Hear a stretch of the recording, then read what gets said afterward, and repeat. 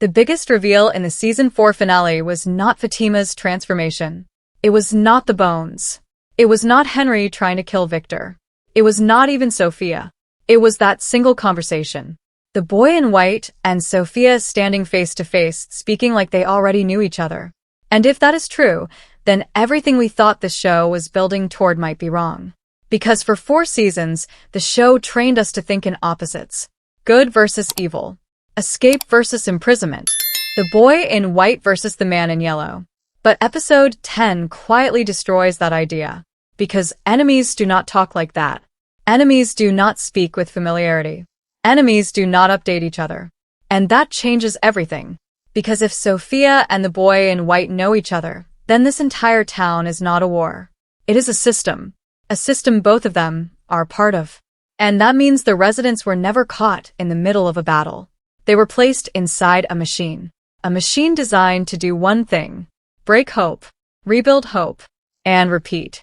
That is the theory. Not that the boy in white is secretly evil. Not that Sophia is secretly good. But that both of them are parts of the same mechanism. Different roles. Same purpose. Look at what the show is actually telling us. Sophia sees him and says, "You've grown." That line matters more than people realize. Because it tells us one terrifying thing. This is not their first cycle together. She has seen him before. Not once. Not twice. Enough times to notice change. Enough times to track growth. That means the cycles are older than we imagined. Far older. And here's what changes everything. If Sophia has seen him grow, then the boy in white is changing across cycles. Learning. Evolving. That means he is not some fixed supernatural guide. He is developing. And if he is developing, then he is trapped too. Think about that. The one character we trusted the most may not be helping because he wants to. He may be helping because that is his function. That's not the real mystery. The real mystery is why he keeps trying. And episode 10 gives us the answer. The bones. Jade and Tabitha finding those bones underground changes the mythology of this entire show. Because everyone assumed the children were victims. Sacrifices. Lost souls. But what if they were something else? Look at the placement. Buried beneath the tunnels. Hidden below the system itself. Preserved. Not destroyed. Preserved. That word matters. Because monsters in this show do not destroy randomly. Everything has purpose. Everything. And this is the detail everyone missed. Sophia starts killing directly the moment the bones are uncovered. Why? Why now? Why abandon manipulation? Why move into cleanup mode? Because the bones were never just remains. They were anchors. Pieces of the system, holding something in place. And once Jade and Tabitha pulled them out, the balance shifted. That is why Sophia became desperate. That is why patience disappeared. And that tells us something terrifying. The system can break. But here's where it gets darker. Tabitha finding her daughter's skull among those bones might be the most important clue of all. Because that should not be possible. Not unless time inside this place is broken. Or repeating. Or layered. Think about the implications. If that skull belongs to her daughter, then her daughter died there long before Tabitha ever arrived. Which means one of two things is true. Either Tabitha has been here before, or everyone in this town exists in overlapping cycles. And both possibilities are horrifying, because both mean the past is not gone. It is underneath them. Literally. Buried. Waiting. And Jade's reaction proves something else. He immediately accepts the emotional truth of it. No disbelief. No questioning. Just recognition. Like some part of him already knew. And this is where the show gets very clever. Because Jade and Tabitha have always been mirrors. Always. They are the two characters most tied to memory. Visions. Patterns. Fragments. What if that is not random? What if they are not discovering clues? What if they are remembering? That changes their entire role. They are not solving the system. They are recovering previous failed attempts to escape it. And if that is true, then how many times have they failed already? 5? 10? 50? And how many times has the boy in white watched it happen? That question changes him. Because suddenly his calmness feels different. Less comforting. more rehearsed, like someone who has seen this all before, over and over again. And maybe that is why Sophia smiles at him, not because she fears losing, but because she has heard him say that before. You're going to lose this time. That line sounds hopeful, but what if it is routine? What if he says it every cycle? What if hope itself is part of the trap? And if that's true, then the boy in white may not be trying to save them. He may be keeping them trying. And there is a huge difference between those two things. And once you accept that possibility, everything else in episode 10 starts to look completely different. Because the finale was not showing us random chaos. It was showing us the system correcting itself. Look at Henry. For an entire season, Henry has been split between two realities. One feels real. One feels false. But that is exactly the trap. The show wants us asking which reality is true. But that's not the real mystery. The real mystery is why the man in yellow wanted Henry to attack Victor. Because Victor is not just another resident. Victor is memory. Victor is history. Victor is evidence. And systems like this survive by controlling memory. Look at what the show is actually telling us. Victor has survived every cycle. Every single one. People die. Families vanish. Entire groups are erased. Victor remains. That should bother you. Because survival in From is never random. Not at this level. And this is the detail everyone missed. The monsters never truly hunt Victor the way they hunt everyone else. Yes, they threaten him. Yes, they surround him. But somehow he remains. Again and again. Why? Because Victor is part of the machine. Not willingly, but structurally. He remembers what others forget. And the system needs that. Why? Because without memory, hope cannot reset properly. Think about it. New people arrive. They panic. They search. They break. But then Victor gives them fragments. Stories. Patterns. Warnings. Just enough information to make them believe there is a bigger answer. That belief creates movement. Hope. And hope creates energy. That is the pattern. Victor is not just surviving the cycles. He is feeding them. And this is where it gets darker. Henry trying to kill Victor proves the man in yellow understands that Victor has become unstable. Too aware. Too informed. Too dangerous. Victor is no longer just carrying memory. He is connecting it. And that changes everything. Because memory without understanding is harmless. Memory with understanding becomes rebellion. That is why Henry was weaponized. Not to kill a man. To erase a pattern. To delete evidence. And now look at Fatima. Because Fatima's transformation is not just body horror. It is mythology. Smiley calling her mother changes the entire monster system. That one word is proof. Proof that transformation is biological, transferable, repeatable. And if it is repeatable, then the monsters are not ancient creatures. They are manufactured. That changes everything. Because for 4 seasons, we believed these creatures were the jailers.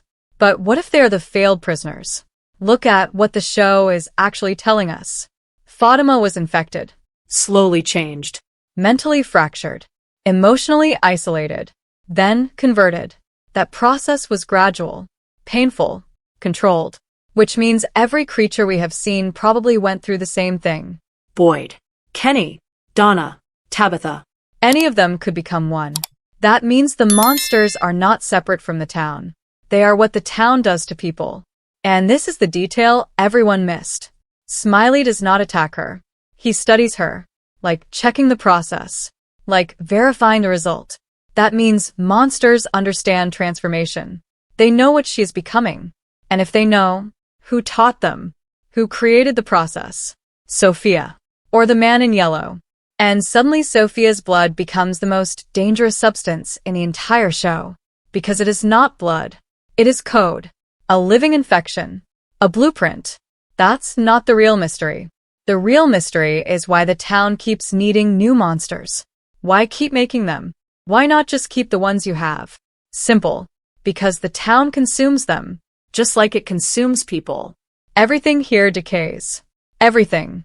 And that means the monsters are not permanent. They are renewable, replaceable, like batteries. And here's what changes everything.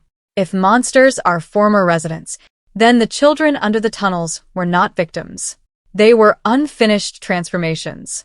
Think about that. Children caught mid-process. Stopped. Preserved. Frozen in that stage. Why? Because children represent pure hope, pure belief. And if this place feeds on hope, then children would be its strongest fuel source. That makes the underground grave far worse. It is not a burial ground. It is storage, a reserve. And Jade and Tabitha uncovering it may have triggered something catastrophic. Because now the system is exposed. And when systems are exposed, they evolve. That is why Sophia started moving faster. That is why Henry was activated. That is why Fatima completed transformation. These were not isolated events. They were responses. Automatic. Like the machine recognizing a threat and defending itself. But here's where it gets darker. The ghost. The same formless presence around Julie and Ethan. That is not random haunting. That is communication. And if it is Jim, then death in from is not death. It is relocation. That changes the stakes completely. Because if dead people remain inside the system, then the system is bigger than the town. Much bigger. The town is only the visible layer. And underneath it, there is something else. Somewhere else. And that means escape may not be escape at all. It may just be moving deeper. And now we reach the scene that changes the entire architecture of From. Not emotionally. Structurally. The boy in white and Sophia standing together. Talking. Calm. Familiar. And once you really look at that scene, one truth becomes impossible to ignore. They are not enemies. They are managers. Different roles. Same machine. Look at the way they speak. No fear. No surprise. No urgency. Just recognition. Sophia looks at him and says he has grown. That means she has watched him across cycles. But here's what changes everything. Growth means time. Time means repetition. And repetition means design. This place is not chaos. It is engineered. And the boy in white may be the clearest proof of that. For 4 seasons he has guided people. Victor. Sarah. Ethan. Tabitha. Always giving pieces. Never answers. That matters. Because if he truly wanted escape, he could tell them everything. Where the tunnels are. What the monsters are. What the symbols mean. Who Sophia really is. But he never does. Why? Because information is controlled here. Even by him. And this is the detail everyone missed. He only gives enough truth to keep movement alive. Never enough to end the game.